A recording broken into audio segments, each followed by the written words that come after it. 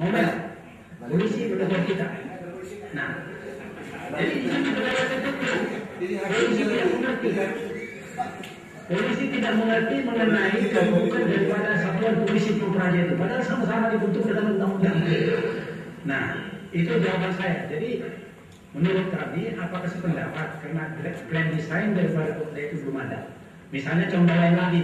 Kalau bisa singkat Pak, waktunya agak terbatas Pak, silakan singkat Pak, terima kasih. Oke, sampai situ. Kedua, yang menyangkut institusi pemerintahan dalam negeri, ini saya ingin bertanya kepada pimpinan daripada institut tersebut. Apakah lembaga ini juga sudah didesain untuk kepentingan dalam penyelenggaraan Pokda? Menurut saya, dari sinilah rekrutmen daripada birokrasi yang memimpin pemerintahan ini secara handal. Tapi karena sistem politik sekarang, ternyata lulusan-lulusan dari sini ini tidak terlalu fungsional di dalam pemerintahan. Nah, ini mohon dijelaskan. Yang ketiga, apakah sistem politik yang berkembang sekarang ini di Indonesia mendukung sepenuhnya sistem pemerintahan yang kita lakukan sekarang? Karena sekarang kita lihat begitu kacaunya. Keempat, yang terakhir, mengenai persyaratan menjadi calon kepala daerah, apa itu tingkat provinsi, kabupaten dan kota. Kelihatan fokus kewenangan itu ada sama partai politik. Tapi apa yang terjadi? Kepala daerah terpilih itu hampir dikatakan dari Sabang sampai Merauke 70% terlibat pada korupsi. Oleh karena itu, sependapat tidak dengan kami, pemerintah harus ikut menentukan ya tidaknya calon itu, baik dari segi kualitas moral, etika maupun kemampuannya. Terima kasih. Terima kasih Pak, terima kasih. Begini Pak, kalau kita lihat dari desain ada tidak sebenarnya? Kita lihat di konstitusi sudah atur sudah ya. Pasal 18, 18A, 18B itu semua soal otonomi. Ya. NKRI bagi antar provinsi-provinsi bagi kabupaten kota masing-masing punya pimpinan daerah dan undang-undang. Masalah gubernur, bupati, wali kota dipilih, tidak ada wakil sudah sana. Dipilih secara demokratis ada sana. Otonomi daerah seluas-luasnya ada di sana. Sebenarnya itu semua. Nah pertanyaannya, itukah grand design atau apa sebenarnya? Kemudian dari konstitusi 18 turunlah undang-undang 32 2004. Karena diatur dengan undang-undang. Nah, diatur dengan undang-undang 32 tahun 2004. Nah, di sana juga, nah kalau ini grand design, ini berarti implementasi desainnya, desain implementasinya kalau ini undang-undang. Lahirlah kemudian PPPP, Permen, segala macam. Sebenarnya alur hukumnya ada, aturan mainnya ada. Pertanyaannya, aturan main ini desain atau tidak? Itu pertanyaan yang harus kita jawab. Ya. Nah, begini Pak, itu dari tataran kajian aturan main. Dua dari empirical studies ya, empirical studies. Kita lihat otonomi daerah itu dari tahun 1903 ya Pak Joya, desentralisasi web. Dari zaman Belanda pun sudah ada otonomi. Tapi kita lihat sekarang, selalu otonomi daerah polanya akan tergantung pada situasi politik di tingkat nasional. Contoh, setelah kemerdekaan, lahir Undang-Undang 145. Undang-Undang 145 undang-undang pemerintahan pertama setelah kemerdekaan. Nuansanya konsentrasi, sentralisasi. Masuk akal. Karena baru merdeka banyak orang bodoh. Sentralisasi, masuk akal. Tapi baru 3 tahun merdeka, lahir Undang-Undang 2248. Kita moving penduduk ke desentralisasi. Di demokrasi, parlementer tidak masuk akal. Masih bodoh berdemokrasi, bodoh banget kok 48. Tapi berdemokrasi itu realitas. Terus kemudian pemilu pertama 55. Lahirlah Undang-Undang 157. Kembali swing ke desentralisasi makin kencang sekali. Padahal kita masih payah, masih miskin, masih bodoh, dan kuat sekali. Ya. Bahkan pada itu namanya kepala daerah aja, tidak dikenal istilah bupati, wali kota, kepala daerah aja, saking otonominya. Hasil pemilu pertama 55. Timbul dekret Presiden 1 Juli 1959. Lahirlah Perpres nomor 6 ya 1959. Nah, maka penduduk pindah ke sentralisasi lagi. Kemudian tahun 60 partai politik bangun lagi, lahir Masako, muncul tuntutan otonomi, lahir Undang-Undang 1865, sampai muncul tuntutan daerah otonom tingkat 3 kecamatan. Tidak visible dari segi ekonomi sosialnya, tidak visible, tapi itu yang terjadi. Jadi penduduk sentralisasi Undang-Undang 1865 ke desentralisasi kencang sekali. Dan Jadi urut SPKI, Orde Baru datang, sentralisasi lagi, lari ke Undang-Undang 574, sentralistis. Datang reformasi, krisis lahir reformasi, lahir Undang-Undang 2299, sangat desentralisasi.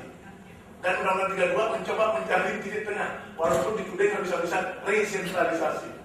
Artinya, begini, dengan kondisi kayak gini, bisakah kita membuat desain yang berlaku sepanjang masa? Itu pertanyaannya. Walaupun kita tahu bahwa otonomi daerah itu adalah anak refleksi daripada suasana politik tingkat nasional. Itu pertanyaannya, Pak. Mau tidak kita buat desain? Ataukah kita pulang lagi ke Undang-Undang 1945 supaya itu kemudian implementasinya sesuai dengan kondisi nasional, politik nasional. Inilah realitas politik, inilah realitas otonomi daerah yang terjadi. Selalu penulung itu kalau nggak desentralisasi. Tapi hasilnya begini, Pak. Hasilnya apa? Indonesia tetap ada miskin, itu aja hasilnya. Mau sentralisasi kan, mau desentralisasi kan. Artinya tingkat kemakmuran kita nomor 109 dan 179 negara itu. Sudah 60 tahun merdeka pun nggak ada cerita. Karena sibuk aja kita berpolitik, itu aja. Pelayanan publik dilupakan, makanya Undang-Undang 32 banyak sekali cerita pelayanan publik. Kenapa kemakmuran itu akhirnya. Ya. Kemudian apa sudah didesain untuk jadi gini, Pak. Frankly speaking, Pak. Otonomi Indonesia is the most extensive decentralization in the world. Saya berani klaim begitu. Saya sudah bandingkan berbagai negara. Di banyak negara, namanya otonomi itu pelayanan dasar. Pendidikan, kesehatan, limbah, apa sampah. Itu otonomi Indonesia. Otonomi negara lain. Di Indonesia, laut, darat, dan udara. Semua diotonomikan. Luar biasa, tak ada otonomi kayak Indonesia. Ya, itulah realitasnya. Jadi, kemudian yang paling hebat lagi, ketika departemen sektor disuruh membagi kewenangannya, apa yang terjadi?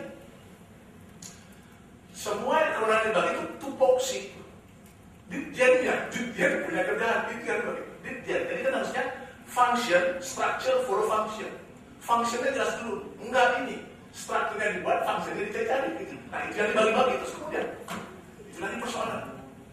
Terus kemudian, jadi makanya Pak, saya lihat di Jepang, Pak.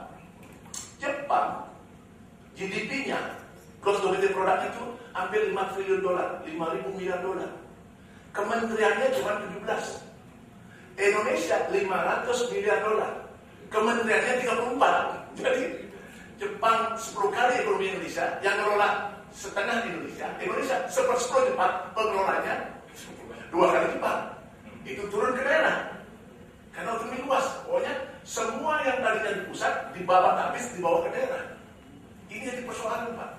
Persoalan besar sekali. Karena tidak ada otonomi kayak gini di dunia, kecuali Indonesia.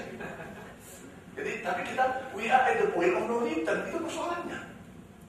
Ini nggak gampang ketika membagi hutan, setengah mati, Pak. Membagi tambang, wah, setengah mati kita. Sampai hari ini nggak beres urusannya. Itulah, karena kalau orang lain kan, ya, bagi sampah, jalan, solokan, olahraga, galeri, gampang sekali. Tapi di Indonesia ini yang kita alami persoalannya. Apakah sistem politik mendukung sistem pemerintahan yang ada sekarang? Saya nggak ahli politik, Pak. Saya ahlinya, Pak Cua ahlinya. Tapi setahu saya, Pak, di negara demokrasi yang saya kunjungi, Pak, partai politiknya nggak ada banyak kayak Indonesia, Pak.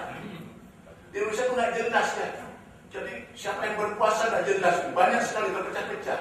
Jadi nggak ada yang, kalau menjadi Inggris kan jelas sekali. Ada konservatif, Labour, Sosial Demokrat, jelas sekali. Jerman 4 di Prancis, jelas sekali, Pak. Indonesia 38 partainya. Gimana kita konsolidasi kekuasaan dengan 38 partai, pecah-pecah itu. Sulit sekali, tidak prerequisite syarat dasar untuk berdemokrasi belum bisa di Indonesia. Ini kondisi kita.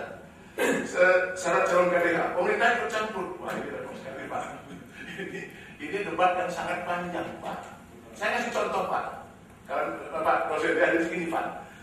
Di Undang-Undang Khusus Papua, Pak, syarat kepala daerah S1 di Papua. Undang-Undang 21/2001. Syarat kepala daerah itu S1. Di luar Papua, SMPA malah. Apakah terbalik, saya pikir. Nah, ini saya menyadari bahwa undang-undang itu ada dua nuansa, dua logika. Tidak undang-undang dibuat. Satu, the power of logic, kekuatan logika, and the logic of power, logika kekuasaan. Nah ini persoalannya, tidak gampang. Jadi apa yang kita bicarakan secara logika di sini belum tentu ketika masuk ke Senayan jadi itu, karena the logic of power kuat sekali di sana. Itu persoalannya. Dalam kondisi kayak gini, so what gitu kan persoalannya. Memang is a learning process, Pak. India 50 tahun